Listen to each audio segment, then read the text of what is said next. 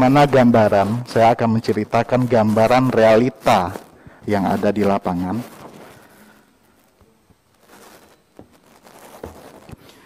Itu terakhir Bapak Erlangga itu mengklaim penanganan pandemi Indonesia itu termasuk 4 terbaik dunia. 4 terbaik dunia. Harusnya prestasi ini dibayar tuntas kepada teman-teman yang bekerja di Fasiankes, baik itu tenaga kesehatan maupun non tenaga kesehatan. Dibayar tuntas seperti apa? Teman-teman nakes, teman-teman non nakes yang belum statusnya sejahtera itu dapat diprioritaskan dalam rekrutmen ASN, baik itu P3K ataupun PNS. Kenapa?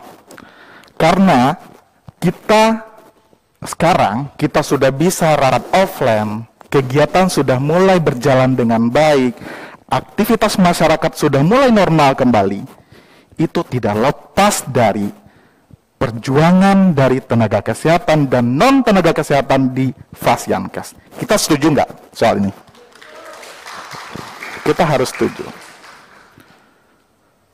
2 tahun perantau dihambat tidak boleh mudik.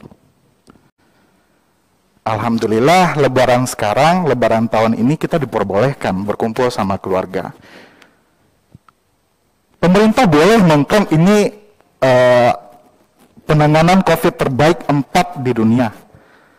Tapi pemerintah jangan menutup mata, jangan menutup telinga.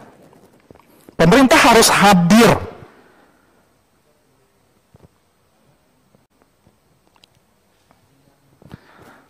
Pak Budi selaku Kemenkes, selaku Menteri Kesehatan, statement terakhir, tenaga honor akan diangkat menjadi P3K. Tapi Pak Budi tidak bicara regulasi. Kita tetap dibenturkan dengan umum. Bayangin, honor yang sudah berumur 40 tahun, mampu nggak mereka secara teori berhadapan sama teman-teman yang masih fresh? Saya juga mengutip di media pernyataan dari pejabat negara, saya tidak tahu ya, lupa. Itu dari BKN atau dari pejabat Menpan. Teman-teman honor bila tidak lolos P3K akan dikeluarkan atau di-cut. Ini pernyataan semacam apa? Harusnya pejabat negara memberikan kenyamanan, ketenangan untuk pahlawan bangsanya. Termasuk kami ini pahlawan bangsa. Dulu pahlawan bangsa melawan penjajah, tapi kita melawan pandemi. Musuh kita nggak kelihatan.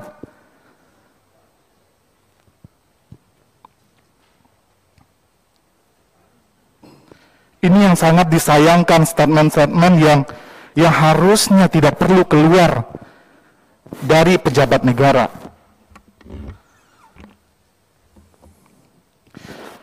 Kami sudah audiensi kemana-mana, tapi kita tidak menemukan kepastian terhadap status kita.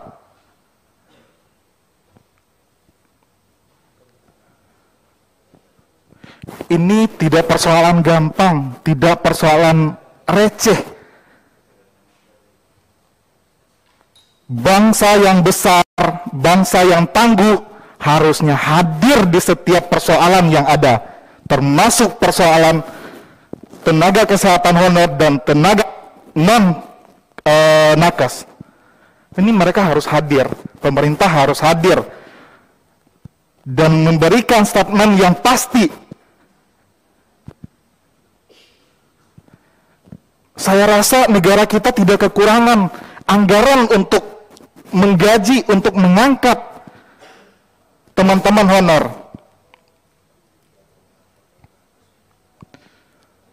Bila komunikasi lancar antar kementerian, komunikasi lancar antar komisi, ini pasti berjalan dengan lancar. Saya yakin itu. Sekarang di daerah kita menunggu regulasi yang ada dari Menpan. Kita berkali-kali bertanya kepada daerah, bagaimana teknis rekrutmen P3K, teknis rekrutmen ASN. Tapi daerah masih menunggu regulasi dari Kemenpan.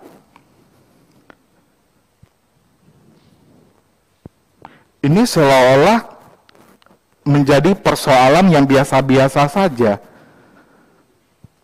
Padahal aktivitas kita sudah mulai normal ini berkat kita, tenaga kesehatan dan tenaga penunjang lainnya.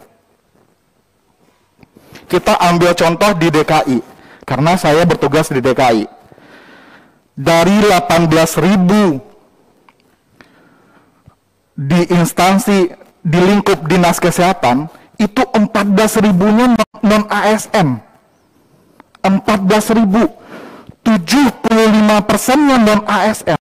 Itu artinya kontribusi non-ASN dalam penanganan COVID itu luar biasa. Luar biasa.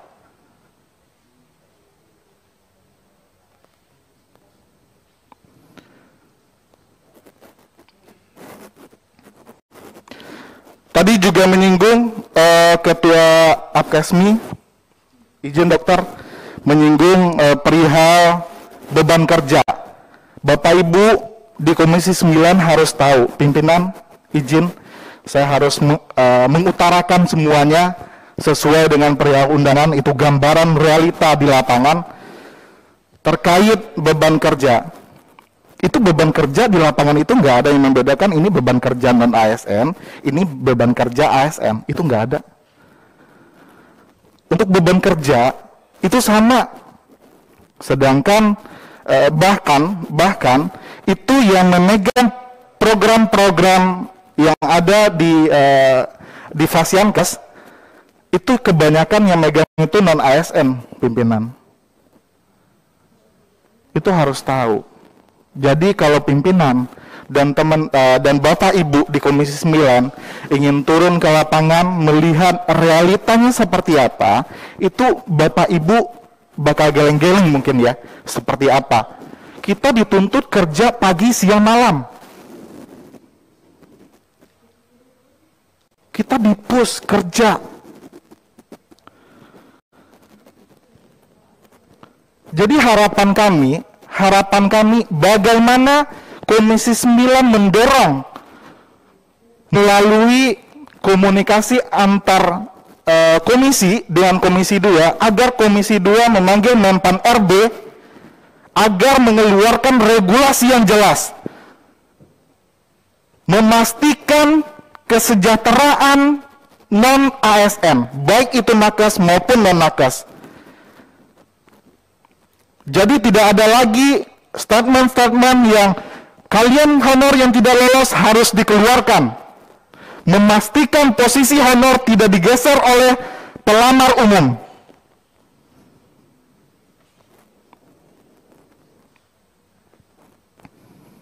Tidak sedikit pimpinan, Bapak Ibu, nakes, non-nakes, dalam penanganan COVID kemarin, seberapa banyak nyawa yang harus hilang. Ini bisa dijadikan pertimbangan. Harusnya pemerintah tidak melihat dari sudut undang-undang, tapi harus melihat dari segi kemanusiaan.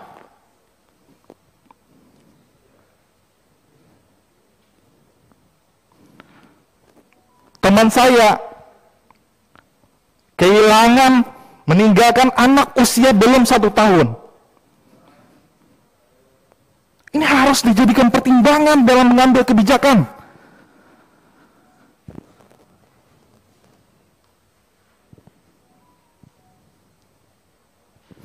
Mudah-mudahan terima kasih kepada pimpinan dan semua Bapak Ibu anggota Komisi 9.